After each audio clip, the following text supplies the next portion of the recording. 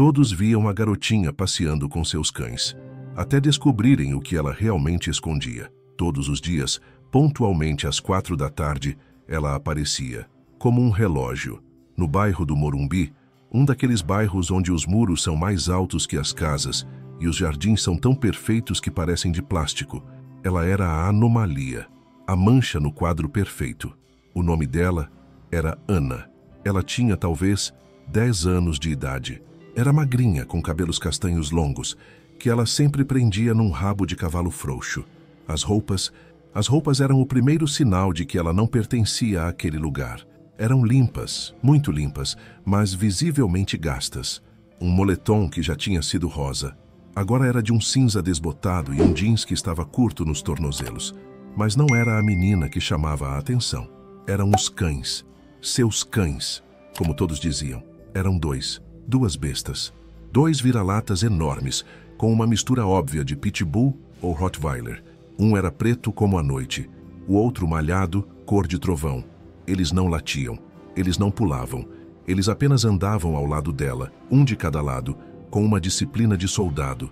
Os olhos deles, no entanto, não paravam quietos, escaneando cada portão, cada carro que passava. As pessoas do bairro a viam. Se viam. Dona Marisa, da casa da esquina, que estava regando suas orquídeas, via Ana passar e se encolhia. Que perigo! Ela cochichava para a empregada.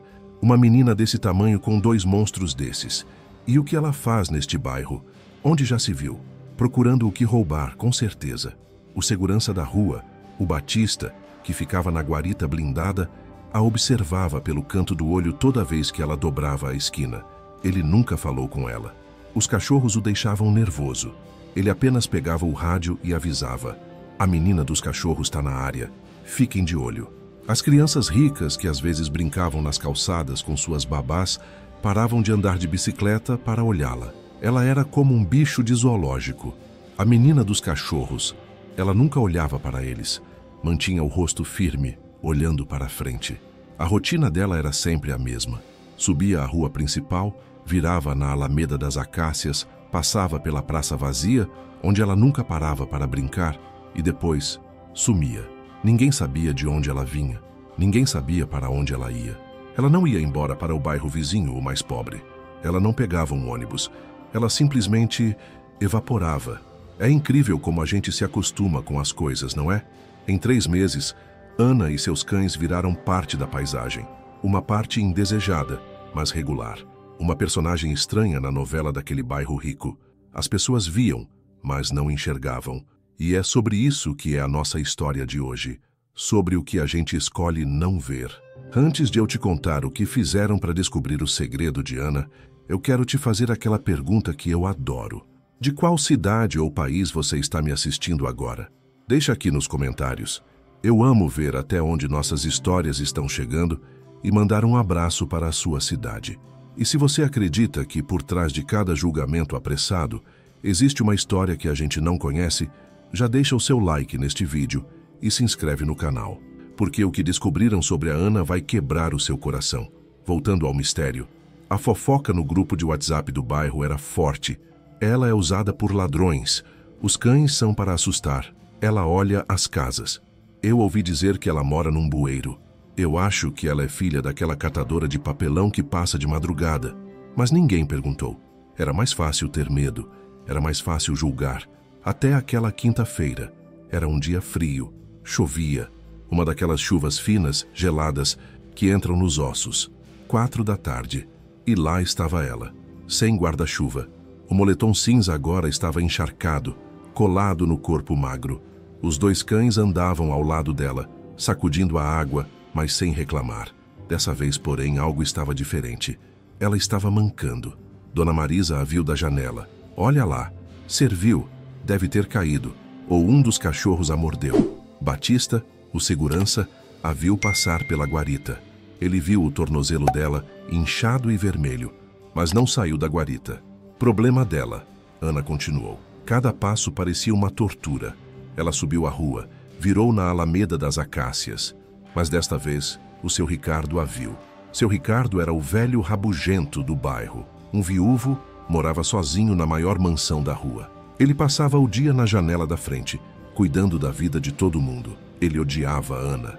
Ele odiava os cães dela. Ele já tinha ligado para a prefeitura, para o controle de animais, para a polícia. São um risco. Tirem essa menina e essas feras daqui. Ele a viu mancar. E ele não sentiu pena. Ele sentiu raiva. Ótimo, ele resmungou. Agora, além de tudo, vai sentar na minha calçada e pedir dinheiro. Já estou vendo. Mas Ana não parou. Ela continuou se arrastando. E o seu Ricardo, pela primeira vez, sentiu algo diferente. Curiosidade. Para onde ela ia? Mancando, com dor, na chuva. Por que ela não ia para casa? Ele pegou seu casaco e seu guarda-chuva. Vou acabar com essa história hoje. Ele disse para si mesmo. Vou descobrir onde essa menina se esconde. Ele saiu e a seguiu. Ele a manteve a uma distância segura. Viu ela parar atrás da padaria chique, onde o padeiro lhe entregou um saco de pães velhos. Ela pegou, agradeceu com a cabeça e saiu. Viu ela pegar uma maçã que tinha caído da árvore de um quintal e rolado para a calçada. Viu ela guardar tudo numa mochila pequena que carregava nas costas. E então, ele a viu chegar ao fim da rua, onde o bairro rico terminava e começava. O nada. Um terreno baldio gigantesco, onde uma construtora tinha falido há 10 anos. No meio do terreno estava o esqueleto de um prédio de luxo que nunca foi terminado. 30 andares de concreto e vergalhões enferrujados. Era ali que ela sumia. Seu Ricardo parou, o coração batendo forte. O lugar era perigoso. Tinha fama de ser esconderijo de bandidos, de usuários de drogas. Então é isso, ele pensou. Ela é uma aviãozinha. Leva comida para os criminosos. Ele viu Ana olhar para os lados, garantindo que ninguém a via. Os 2 cães entraram primeiro, por um buraco no tapume de metal. E então, Ana, mancando, se espremeu pela fresta e desapareceu dentro do prédio abandonado. Seu Ricardo pegou o celular. Ele ia ligar para a polícia. Ele ia acabar com isso. Ele discou 190. Mas antes que ele pudesse apertar o botão de ligar, ele ouviu. Não era uma voz de homem. Não era uma briga. Era uma voz fininha, de criança. Ana, você voltou, eu estava com medo. E então ele ouviu a voz de Ana, cansada, mas cheia de doçura. Eu voltei, meu amor. Eu nunca vou te deixar. E olha, hoje eu consegui pão e uma maçã. Seu Ricardo desligou o celular. O que diabos estava acontecendo ali? O que era aquilo que ela realmente escondia? A cena continua com seu Ricardo parado na chuva, do lado de fora do terreno baldio. A voz de Ana e a voz fininha da outra criança desapareceram dentro do esqueleto de concreto. A chuva engrossa. Ele está molhado, velho e irritado. Ele olha para o celular, para o número 190 discado. Ele está prestes a ligar. Que se dane, ele resmunga. Isso é trabalho da polícia. Um prédio abandonado, crianças, cachorros gigantes. Isso é problema. Mas ele não ligou àquela segunda voz. Ana, você voltou, eu estava com medo. Não era uma voz de criminoso, era uma voz de alívio. Era a voz de uma criança que estava esperando por ela. O velho rabugento, o homem que odiava o mundo, sentiu algo que não sentia há anos. Uma curiosidade tão forte que superou seu medo e seu preconceito. Ele guardou o celular no bolso. Ele se espremeu pelo mesmo buraco no tapume de metal, rasgando a barra da sua calça cara. Droga. O interior do terreno era outro mundo. Era um cemitério de construção civil. Vergalhões enferrujados saíam do chão como garras. Poças de água barrenta cobriam tudo. E o prédio? O prédio era um monstro de 30 andares de concreto cinza, sem janelas, sem paredes, apenas os pilares e o chão. O vento assobiava pelos vãos, criando um som de assombração. Onde diabos eles se meteram? Ele pensou. Ele viu pegadas pequenas de lama subindo a rampa de concreto que levava ao primeiro andar. Ela estava mancando. A pegada direita estava sendo arrastada. Ele a seguiu. Ana! Ele chamou baixo, mas o vento levou sua voz. Ele subiu. O lugar era perigoso. Havia buracos no chão onde os elevadores deveriam ficar. Buracos que davam para o nada. A chuva entrava por todos os lados. Eles não podem estar aqui. É impossível, ele disse para si mesmo. Ele chegou ao segundo andar, e foi quando ele viu, num canto, protegido do vento por uma parede de concreto que seria um futuro apartamento de luxo, havia uma coisa. Não era uma casa. Era um ninho. Alguém tinha pego pedaços de lona rasgada, placas de propaganda de política e papelão grosso para criar uma pequena barraca improvisada, amarrada nos vergalhões com arame. Era patético e era brilhante. E de dentro vinha um cheiro, o cheiro de cachorro molhado. Seu Ricardo se aproximou devagar. Ele ouviu a voz de Ana de novo, agora suave.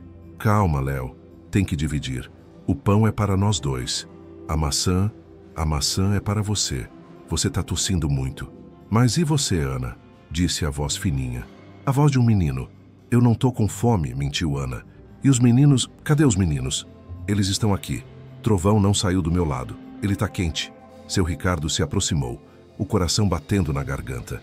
Ele encontrou uma fresta na lona e olhou para dentro. O que ele viu quebrou o velho rabugento em 1000 pedaços. Lá dentro, em cima de uma pilha de cobertores sujos e velhos, mas secos, estava um menino, um garotinho de talvez 6 anos. Ele era pálido, com olheiras fundas e tremia debaixo dos cobertores. E os cães, eles não eram monstros, eles eram babás. O cachorro preto, Max, estava deitado como uma barreira na entrada do ninho, os olhos alertas, vigiando a escuridão. O outro, o malhado Trovão, estava deitado no colchão, enroscado ao redor do menino, usando o próprio corpo enorme para manter a criança aquecida. O menino estava com a cabeça apoiada na barriga do cachorro, que respirava devagar. Ana estava sentada ao lado, o tornozelo inchado e esticado. Ela estava partindo o pão velho que pegou na padaria. Ela deu o pedaço maior e mais macio para o menino, Léo, e guardou a casca dura para si. O menino pegou a maçã que ela tirou da mochila. Uma maçã inteira, ele disse como se fosse ouro. Eu achei, Léo, o vento derrubou, ela disse sorrindo. Ela pegou um pote de margarina vazio, foi até uma poça de água da chuva que se formou num canto limpo do concreto, encheu e levou para os cachorros beberem. O segredo não era um esconderijo de ladrões, era um berçário, uma família quebrada, se agarrando à vida. Seu Ricardo sentiu uma onda de vergonha tão forte que o fez cambalear para trás. Ele tropeçou em um balde de tinta vazio. Clang! O som ecoou pelo concreto como um tiro. O silêncio dentro do ninho foi imediato. E então, o inferno. Crrr! Roar! 2 rosnados baixos de peito que pareciam vir do fundo da terra. O cachorro preto, Max, se levantou. Trovão pulou de cima do menino e se colocou na frente dele. Eles eram enormes, os dentes à mostra, os pelos das costas eriçados. A lona se abriu. Ana saiu com uma coragem que não vinha dela. Ela segurava um pedaço de vergalhão enferrujado na mão como uma lança. Quem tá aí? Ela gritou, a voz dela ecoando. Eu avisei! Max! Trovão! Pega! Os cachorros avançaram, latindo, prontos para atacar o intruso. Não, não, espera! Gritou seu Ricardo, levantando as mãos, o guarda-chuva caindo no chão. Calma, menina! Calma, cachorro! Ele estava apavorado. Os cachorros pararam a 1 metro dele, rosnando, esperando a ordem de Ana. Sou eu! Ele gritou. O velho da casa da esquina. O velho rabugento. Eu te segui! Ana o reconheceu. O homem que sempre a olhava com ódio. O homem que tinha chamado o controle de animais na semana passada. O pânico nos olhos dela se transformou em terror. O que o senhor quer? Ela gritou, se colocando na frente dos cachorros. O senhor veio chamar a polícia? O senhor veio tirar o meu irmão de mim? Ele começou a dizer. Por favor, não! Ela gritou, e a lança de vergalhão caiu da mão dela. A coragem desapareceu, e ela era só uma menina de 10 anos, chorando na chuva. Por favor, moço, não chama ninguém. Eles vão levar o Léo. Eles vão levar ele para um abrigo. Eu prometi para minha mãe, eu prometi que ia cuidar dele. Seu Ricardo ficou parado, a chuva batendo no rosto dele. Mãe, onde está a sua mãe? Ana desabou no chão de concreto. Ela morreu, ela sussurrou. Morreu aqui. A história veio como uma enchente. A mãe deles, Clara, não era uma moradora de rua. Ela era a esposa do vigia noturno daquela obra. Eles moravam em um pequeno trailer, legalmente, dentro do terreno. Quando a construtora faliu, os donos sumiram. Deixaram o vigia e sua família sem pagamento, sem nada. O vigia, o pai de Ana e Léo, foi embora. Um dia, ele disse que ia procurar trabalho no interior e nunca mais voltou. Clara, A mãe ficou sozinha com os 2 filhos no trailer. O vigia que fugiu deixou para trás 2 coisas: suas dívidas e seus 2 cães de guarda, Max e Trovão.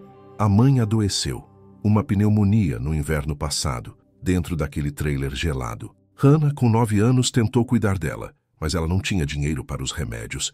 A mãe morreu nos braços dela 6 meses atrás.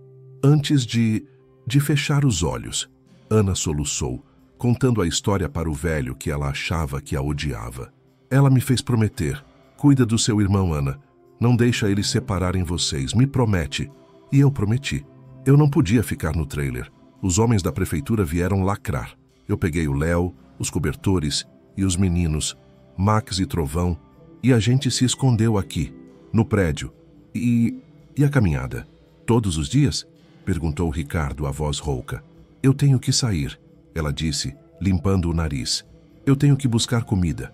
O padeiro da padaria me dá o pão que sobra das 4. A feira joga as frutas machucadas fora às 5. E eu tenho que levar os meninos para passear. Eles são a nossa segurança. Ele finalmente entendeu. Os monstros que o bairro inteiro temia eram a única coisa que impedia que o mundo real machucasse aquelas 2 crianças. Os cães não eram armas, eram anjos da guarda de 4 patas. Meu Deus, sussurrou Ricardo. Ele olhou para o tornozelo inchado dela. Você fez tudo isso mancando? O Léo tá com a tosse da mamãe, ela disse como se isso explicasse tudo. Eu não posso parar. Se eu parar, ele não come. O velho rabugento olhou para aquela cena. A menina de 10 anos, que era mãe, pai, caçadora, médica e protetora. O menino de 6 doente, sendo aquecido por um cachorro, e o outro cachorro disposto a morrer para proteger a entrada. Ele que tinha ligado para o controle de animais, ele que os chamou de praga. Ana, ele disse, a voz embargada pela primeira vez em 30 anos. Seu irmão, ele precisa de um médico. E você precisa de comida de verdade. O senhor vai nos ajudar? Ela perguntou incrédula. Eu vou fazer mais do que isso, disse seu Ricardo. Ele pegou o celular. Mas desta vez ele não discou 190. Ele discou um número privado. Alô, doutor Evandro? É o Ricardo. Eu sei que você está de folga. Eu não me importo. Eu preciso de você. Agora, na minha casa. Traga sua maleta de pediatria. E traga um veterinário também. Eu tenho 2 anjos aqui que precisam de vacinas. A cena continua no prédio abandonado. A chuva bate forte. Os cães, Max e Trovão, relaxaram um pouco, mas ainda estão de pé, rosnando baixo, protegendo o ninho. Ana está no chão, chorando, exausta. Seu Ricardo está de pé, o celular caro na mão, molhado, o terno de grife sujo de lama. Ana, disse seu Ricardo, a voz dele agora firme, mas sem a raiva de antes. Levante-se. O doutor Evandro está a caminho. Ele é o melhor pediatra da cidade. Mas ele não vai vir aqui. Este lugar não é seguro para uma cirurgia. E seu irmão precisa de mais do que uma visita. Nós vamos para a minha casa. Ana levantou a cabeça, o rosto sujo de lágrimas e terra. O pânico voltou aos olhos dela. Não, a gente não pode. Se a gente sair daqui, eles vão ver a gente. O conselho tutelar, eles vão levar o Léo. O senhor não entende. Eu prometi para minha mãe. Ela se arrastou de volta para o ninho, colocando-se na frente de Léo como uma pequena leoa. Os cães, sentindo o medo dela, levantaram-se e rosnaram para Ricardo novamente. Ricardo suspirou. Ele, que comandava reuniões de diretoria com um levantar de sobrancelha, estava sendo desafiado por uma menina de 10 anos e 2 cachorros. E ele sabia. Ela tinha toda a razão de não confiar nele. Ana, ele disse, dando um passo para trás, mostrando as mãos vazias.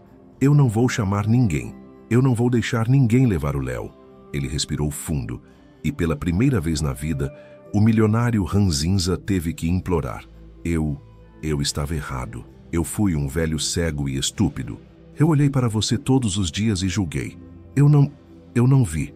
Ele olhou para o menino que tremia de febre debaixo dos cobertores sujos, aquecido pelo cachorro. Sua mãe te fez prometer que cuidaria dele. E você fez. Você fez um trabalho que nenhum adulto que eu conheço conseguiria fazer. Mas agora, você não consegue mais fazer isso sozinha. Ele apontou para o tornozelo inchado dela. Você está ferida. Ele apontou para Léo. Ele está doente. Muito doente. A tosse da sua mãe. Você sabe o que isso significa. Ana estremeceu. Ela sabia. Eu não vou levá-lo para um abrigo, Ana. Eu dou minha palavra de honra, disse Ricardo. Eu vou levá-lo para a minha casa, para o quarto de hóspedes, onde é quente, onde tem uma cama de verdade, onde o Dr. Evandro pode cuidar dele. Por favor, eu não posso ir para casa e dormir no meu colchão quente sabendo que vocês estão aqui. Por favor, Ana, deixe-me ajudar. Ana olhou para ele, o homem que a odiava, e ela viu algo novo. Ela viu vergonha. Ela viu verdade. Ela olhou para Léo. Ele deu uma tosse fraca, um som que parecia rasgar o peito. A decisão estava tomada. Tá bom, ela sussurrou. Mas os meninos vêm com a gente. O Max e o Trovão. Eles não saem do nosso lado, nunca. Ricardo olhou para as duas feras que ainda o encaravam. Eles são sua família. É claro que eles vêm. O problema era a logística. Ana tentou se levantar, mas seu tornozelo falhou e ela quase caiu. Léo estava fraco demais para andar. Certo, disse Ricardo. Ele tirou o casaco de cachemir, uma peça que valia provavelmente mais do que a aposentadoria de Dona Marisa. Ele caminhou lentamente em direção ao ninho. Os cães rosnaram. Meninos, Max, Trovão, disse Ana, a voz firme de quem dá uma ordem. Calma, ele é amigo. Deixa. Os cães baixaram o rosnado, mas não desviaram o olhar. Ricardo se ajoelhou e gentilmente envolveu o pequeno Léo, com cobertores e tudo, dentro do seu casaco caro. Vamos lá, campeão. Léo era leve como uma pluma. Ele abriu os olhos, febril, e olhou para o rosto enrugado de Ricardo. Ana, ele sussurrou. Eu tô aqui, meu amor. Eu tô aqui, disse Ana, pegando a pequena mochila dela e se apoiando no vergalhão enferrujado como se fosse uma muleta. Max, Trovão, vamos! E assim, a procissão mais estranha da história do bairro do Morumbi começou. A cena muda. O lado de fora do terreno baldio. 5 da tarde. A chuva diminuiu, mas o céu está cinza. A hora em que as pessoas voltam do trabalho. O buraco no tapume de metal se abre. O primeiro a sair é Max, o cachorro preto. Alerta, silencioso, ele escaneia a rua. Depois, vem seu Ricardo. O recluso, o viúvo mais rico e mal-humorado do bairro. Ele não está de terno impecável.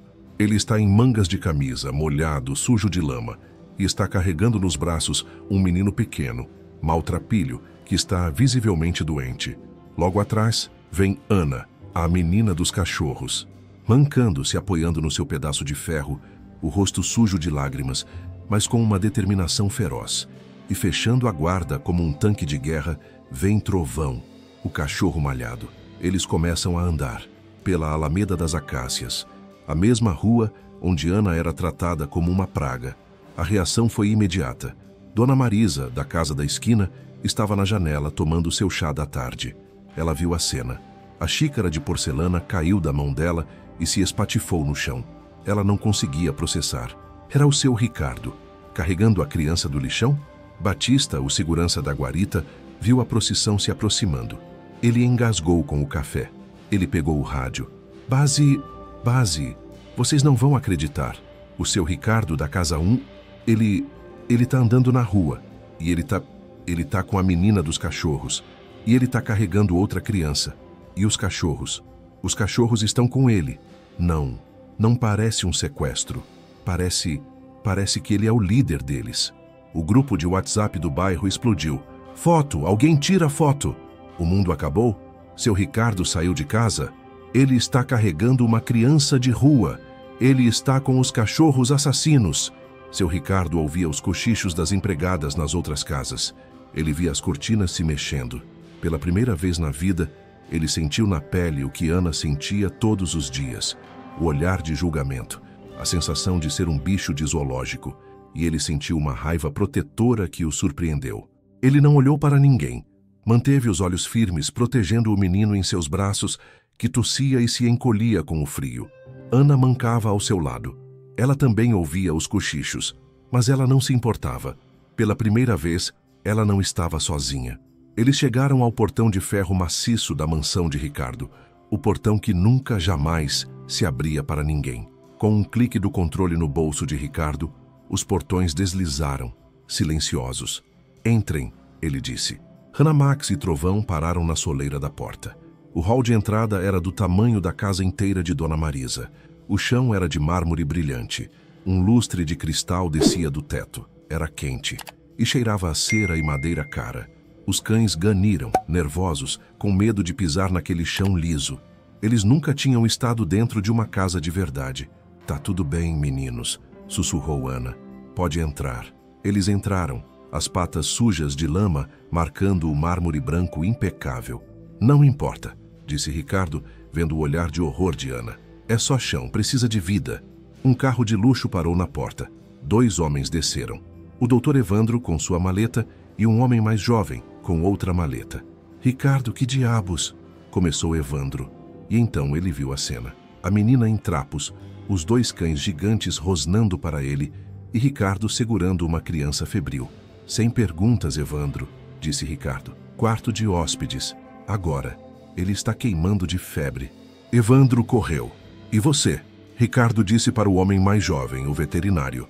"Esses são Max e Trovão. Eles são os heróis da história. Eles salvaram essas crianças. Eu quero um check-up completo.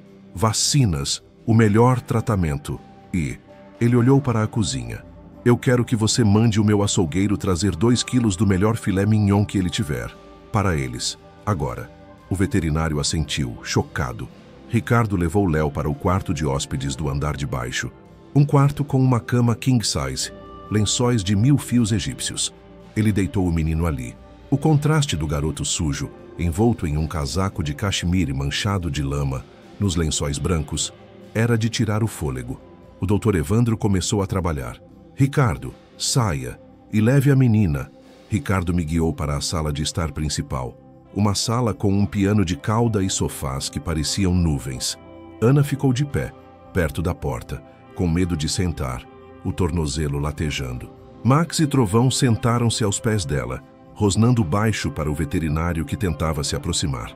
"Ana", disse Ricardo gentilmente, "o Dr. Evandro vai cuidar do Léo. A doutora Alice vai cuidar dos seus meninos. E agora, alguém precisa cuidar de você." Ele apontou para o tornozelo dela, que agora estava roxo e do tamanho de uma bola de tênis. "Por favor", ele disse. "Sente-se. Você não precisa mais ficar de guarda. Você está em casa." Ana olhou para o velho rabugento, o homem que ela mais temia no mundo. E pela primeira vez, ela se permitiu desabar.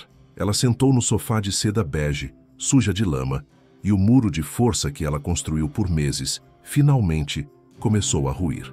La escena comienza en la lujosa sala de estar de Ricardo. Ana está sentada en el borde de un sofá de seda que probablemente vale más que todas las posesiones que ella tenía en el mundo.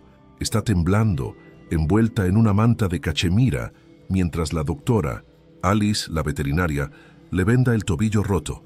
En la alfombra persa Max y Trovão, ahora limpios después de un baño de emergencia dado por un asustado empleado, devoran 2 filetes enormes, crudos, sin dejar de mirar a Ana. La puerta del cuarto de huéspedes se abre. El doctor Evandro sale, se quita los guantes y la mascarilla. Su rostro está pálido y sudado. Ricardo, que estaba caminando en círculos como un león enjaulado, se abalanza sobre él. ¿Y bien? Evandro, por el amor de Dios, habla. El doctor Evandro mira a Ricardo y luego a Ana. Suspira. Ricardo, es un milagro que ese niño siga vivo. Es una neumonía galopante, bilateral, y está severamente desnutrido. Si hubiera pasado una noche más en ese edificio, con esta lluvia, no lo habría logrado. Ana suelta un sollozo ahogado en la manta. Pero, continuó el doctor, llegamos a tiempo. Le he puesto una vía intravenosa con los antibióticos más fuertes que tengo. Tiene fiebre alta, pero su corazón es fuerte. Es un luchador como su hermana. Ricardo cerró los ojos aliviado. Gracias, Evandro. Gracias. Quédate aquí. Llama a quien necesites. Enfermeras privadas, equipo, lo que sea. No me importa el costo. Sálvalo. Ya lo creo que sí, dijo Evandro. Y en cuanto a ti, Ricardo, ¿qué demonios es todo esto? Ricardo miró a Ana, que lo observaba con ojos grandes y asustados. Luego miró a los perros, que ahora lamían los platos, satisfechos.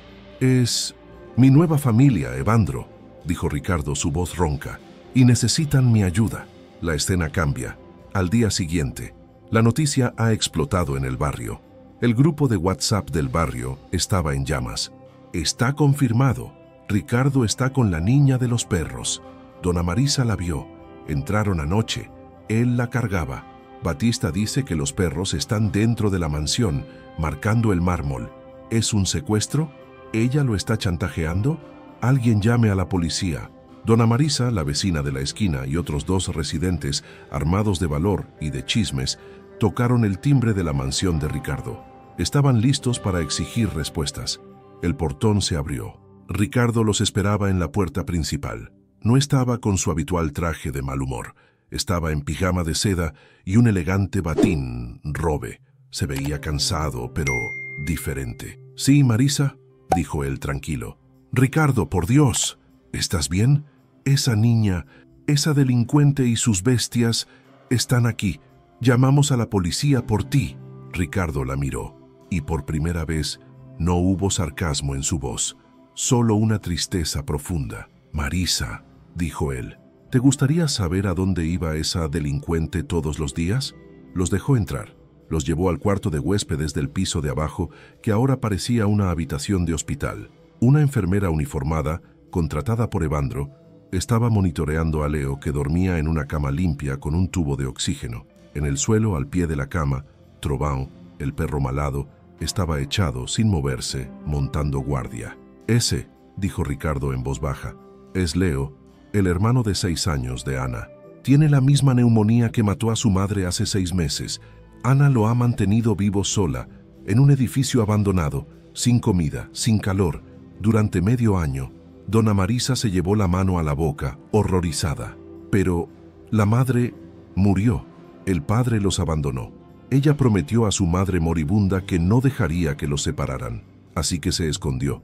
Y cada día, con el tobillo roto, salía a buscar las sobras de nuestra panadería para que él pudiera comer». Ricardo los llevó a la sala de estar. Ana estaba dormida en el sofá gigante, su pie sobre una almohada, y Max, el perro negro, estaba echado en el suelo, bloqueando el acceso a ella. «Y esos monstruos», continuó Ricardo, «que yo mismo intenté que la perrera se llevara, eran la única seguridad que esos niños tenían. No eran sus armas, eran sus ángeles de la guarda». El silencio de los vecinos fue ensordecedor. La vergüenza era palpable. «Yo la vi mancar ayer, Ricardo», susurró Dona Marisa. Yo pensé que había tropezado. Yo la llamé plaga y yo la llamé delincuente», dijo Ricardo. «Todos la vimos, pero ninguno de nosotros miró.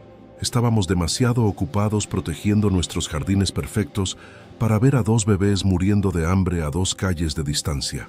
Se sentó pesadamente. «Ahora, si me dan licencia, Marisa, mi familia necesita descansar». La escena se disuelve.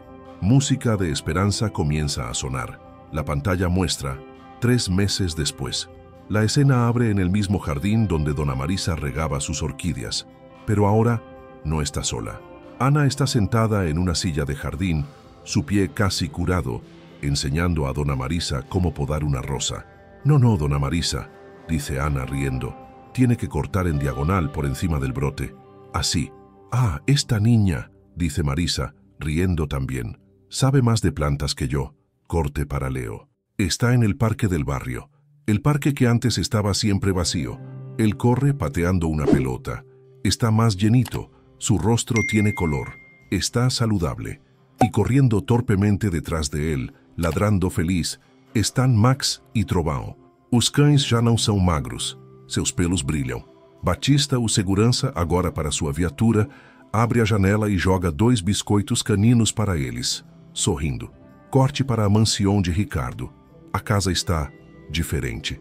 A casa, antes silenciosa como uma tumba, agora tem brinquedos espalhados pela sala. Tem latidos, tem risadas. Ricardo está sentado em seu enorme escritório de caoba, pero não está revisando acciones. Está revisando tareas escolares. «Ana», dice él frunciendo el ceño, «¿estás segura de que la raíz cuadrada de 144 es 12? «Claro que sí, abuelo», dice Ana, entrando en la oficina. Ella lo llama abuelo. Resmunga él. «En mi tiempo, las matemáticas eran más difíciles». Leo entra corriendo. Abuelo Ricardo, Max robó mi zapato». «Pues ve a buscarlo», dice Ricardo, pero hay un brillo en sus ojos que nadie había visto en 30 años. Ana se detiene junto a la ventana. La misma ventana desde donde Ricardo la observaba con odio. ¿Qué estás mirando, niña?, pregunta él. La casa de la esquina, dice Ana. Dona Marisa está regando las plantas. Esa mujer va a matar esas orquídeas, resmunga Ricardo. Ana sonríe. Ella es amable ahora. No es amable, dice Ricardo. Está avergonzada, como yo, como todo este barrio. Él se levanta de su silla, camina y se para junto a ella, poniendo una mano en su hombro. ¿Sabes, Ana? Yo tenía esta casa enorme, tenía millones en el banco, pero estaba vacío. Yo era el hombre más pobre de esta calle. Estaba solo. La mira. Ustedes dos, y esos dos monstruos peludos, me salvaron. Ustedes me recordaron lo que significa estar vivo, lo que significa tener una familia. Leo corre y abraza la pierna de Ricardo. Vamos, abuelo, es hora de pasear a los chicos. Ya voy, pequeño tirano, dice Ricardo. Él mira a Ana, que lo observa con una sonrisa tranquila. Él había perdido a su esposa hacía años. Sus hijos adultos vivían en el extranjero y nunca lo llamaban. Él era un viejo rabugento, esperando la muerte. Ahora, él era el abuelo de 2 niños y el dueño de 2 perros héroes. La mansión já não era um mausoleu, era um hogar. El narrador assume a voz. Todos viam a garotinha passeando com seus cães. Eles viam uma ameaça, viam sujeira, viam um problema que precisava ser removido. Eles viam, mas não enxergavam. Eles não viram a órfã, não viram a protetora, não viram a menina de 10 anos que cumpria a promessa que fez a sua mãe moribunda, até descobrirem o que ela realmente escondia. Ela escondia um irmão doente, escondia uma lealdade feroz. Escondia um amor tão grande que nem o bairro mais rico e frio do mundo pôde ignorar. Ela e seus monstros não eram o perigo, eles eram a lição. E você? O que você sentiu quando seu Ricardo contou a verdade para Dona Marisa? Você também acredita que os animais, muitas vezes, são mais humanos do que nós? Deixe sua opinião aqui nos comentários. Eu quero saber o que você pensa dessa história. Se essa história te fez chorar e te lembrou de nunca julgar um livro pela capa, clique no botão curtir e like agora mesmo. É a sua forma de aplaudir a coragem da Ana e a redenção do seu Ricardo. Aqui no nosso canal, nós acreditamos que as histórias de compaixão são as mais importantes. E se você não quer perder nenhuma de nossas lições de vida, se inscreva agora e ative o sininho. Ah, e não vá embora ainda. 2 histórias incríveis, tão emocionantes quanto esta, estão aparecendo na sua tela agora mesmo. Escolha uma, clique, e eu te encontro lá no próximo vídeo.